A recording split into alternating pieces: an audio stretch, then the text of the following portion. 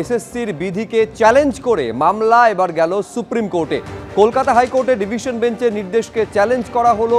এই চ্যালেঞ্জ করে মামলা হলো আদালতে। চাকরি প্রার্থীদের একাংশ যাদের আবেদন খারিজ হয়ে গিয়েছিল ডিভিশন বেঞ্চে, তারা এবার পৌঁছলেন সুপ্রিম কোর্টে। বিচারপতি সৌমেন সেনের ডিভিশন বেঞ্চের নির্দেশকে চ্যালেঞ্জ করলেন তারা, এবং এই মর্মে দায়ের হলো স্পেশাল লিভ পিটিশন। আগামী সপ্তাহে শুনানির সম্ভাবনা। এর আগে 16 জুলাই 2025 সালের বিধি মেনেই পরীক্ষা রায় দিয়েছিল কলকাতা হাইকোর্টে ডিভিশন বেঞ্চ। এই নির্দেশকেই চ্যালেঞ্জ করা হলো সুপ্রিম কোর্টে।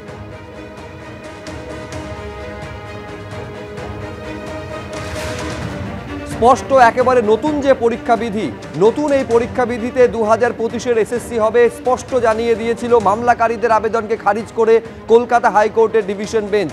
এই নতুন পরীক্ষা বিধি সুপ্রিম কোর্টের যে নির্দেশ তার পরিপন্থী এমনটা দাবি করা হয়েছিল মামলাকারীদের তরফে।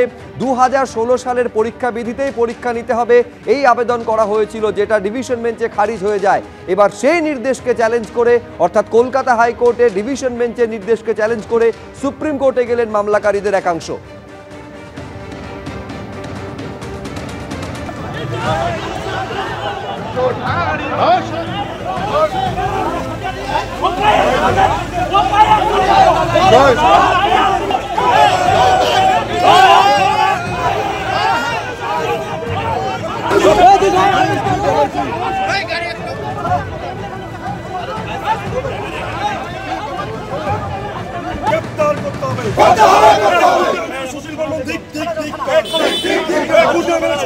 বিজেপি বিধায়ক তার নিরাপত্তা রক্ষীরাও ছিলেন এবং তাদের সামনেই কিন্তু একেবারে আক্রান্ত হলেন বিজেপি বিধায়ক সুশীল বর্মন, এবং তার যিনি সহকারী ছিলেন তাকেও কিন্তু একেবারে কলার ধরে টেনে হেঁচড়ে বেধড়ক মারধর করা হলো। তৃণমূল কংগ্রেস কর্মী সমর্থকরা তারা একেবারে গাড়ি ভাঙচুর করেছেন এমনটা অভিযোগ, এবং তারা এখনো এলাকায় স্লোগান দিচ্ছেন, বিক্ষোভ দেখাচ্ছেন।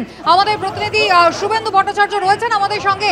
শুভেন্দু, নিরাপত্তা রক্ষী যিনি ছিলেন বিধায়কের, তারাও বাঁচাতে পারলেন না, কি কারণে একেবারে সহকারীর ওপর চড়াও হয়ে এভাবে গাড়ির কাঁচ ভাঙচুর করলো তৃণমূল? দেখো, এটা দেখা যাচ্ছে যে বিধায়ক যখন স্টেশনে আছেন সেই সময় তার সাথে কিন্তু খুব বেশি নিরাপত্তা রক্ষী ছিল না, দু তিনজন নিরাপত্তা রক্ষী ছিল। সেই তুলনায় তৃণমূল কংগ্রেসের নেতৃত্ব এবং সেখানকার তৃণমূল কংগ্রেসের কর্মীর সংখ্যা অনেকটাই বেশি ছিল, এবং এলাকায় পুলিশও সেই রকম ছিল না, যার ফলে এই ঘটনা ঘটার সঙ্গে সঙ্গে সেখানে বাধা দেওয়ার মতো পরিস্থিতি ছিল না। এবং যে নিরাপত্তা রক্ষীরা বাধা দিতে যায় সেখানে দেখা গেল তার এক নিরাপত্তা রক্ষী, তাকে কিন্তু হেনস্থা করা হয় এবং তাকে মারধর করা হয়, এমনটাই দেখা যাচ্ছে, শোনা অভিযোগ উঠছে। এবং তারপরেই কিন্তু আরো উত্তপ্ত হয়ে ওঠে। যখন সুশীল বর্মনের গাড়ি দাঁড়িয়েছিল সেই সময় গাড়ির কাঁচ পেছন থেকে ভেঙে দেওয়া হয় ইট ছুড়ে, এবং এমনটাই অভিযোগ উঠছে তৃণমূলের বিরুদ্ধে। এবং সুশীল বর্মন সেখান থেকে বেরিয়ে গিয়ে চলে আসে সেখানে ঘোষকাডাঙ্গা থানায়। এখন থানার ভিতরে তিনি আছেন, তিনি সেখানে অভিযোগ জানাবেন, যেটা জানা যাচ্ছে তিনি বিষয়ে অভিযোগ জানাবেন। এবং তার আগেই কিন্তু সেখানে তৃণমূল কংগ্রেস কর্মীরা থানায় উপস্থিত হয় এবং সেখানে তারা বিক্ষোভ দেখাচ্ছে এবং সুশীল বর্মনকে বিরুদ্ধে স্লোগান দিচ্ছে তারা কিন্তু থানার বাইরে। এখন বর্তমানে পুলিশ আছে, পরিস্থিতি কিছুটা নিয়ন্ত্রণে আছে, তবে ঘটনাকে কেন্দ্র করে কিন্তু কিছুক্ষণের জন্য ব্যাপক উত্তেজনা ছড়ায় ঘোষকাডাঙ্গা স্টেশন চত্বরে। সুস্মিতা,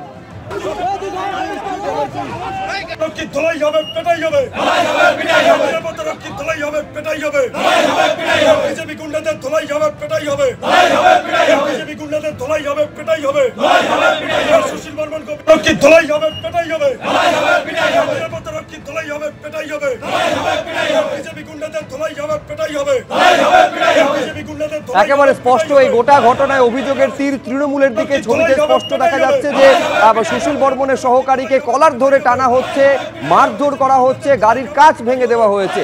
তৃণমূলের বিরুদ্ধে অভিযোগ। এবার তৃণমূলের কি বক্তব্য রাখবো আপনাদের সামনে।